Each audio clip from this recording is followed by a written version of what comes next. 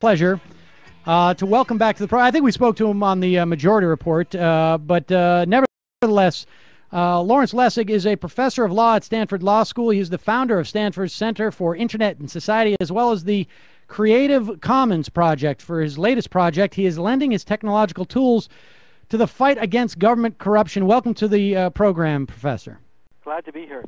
Now, I want to start with what you've been working on for the past, I guess, at least 10 years of your life, and how that brought you to how you want to spend the next 10 years of your life.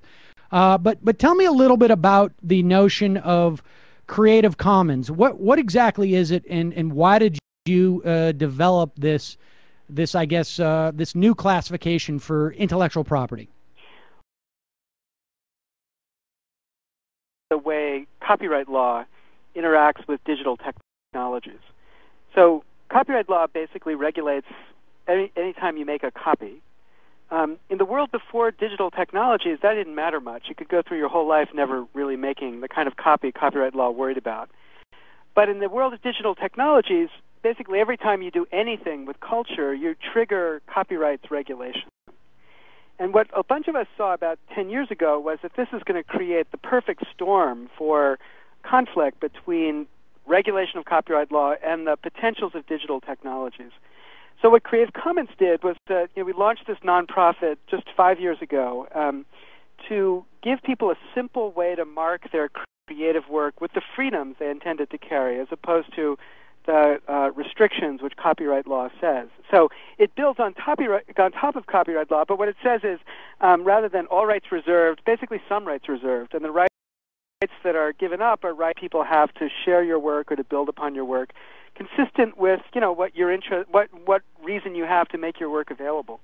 So it's really a kind of private alternative to the existing copyright system that literally millions of works are now available under, and therefore available to be mixed and shared consistent with the law, but without any lawyers standing in the middle. Will you just speak a little bit about how you perceive that the introduction of digital technology has moved us from a read-only to a read-write type of system in terms of the way we deal with I guess, content?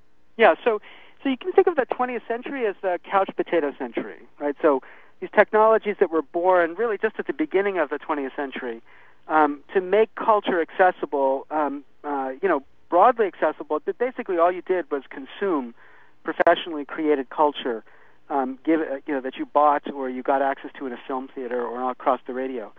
So we became this kind of couch potato culture in the sense that we had extraordinary choice, but we didn't really participate in the creation or the recreation of the culture that we consumed. We just basically consumed it. Well, digital technologies have now given a revival, a rebirth to the way culture was, for basically the whole of human history before the 20th century, where people are much more active in the creation and recreation, the sharing of their culture than they were during the 20th century. So, when I was growing up, the cool thing to do was to make a mixed tape. But my kids are going to make remixes of the music they listen to. That's the way they're going to show their skill or their insight about music. They're not going to be satisfied with just the idea of making some stupid selection.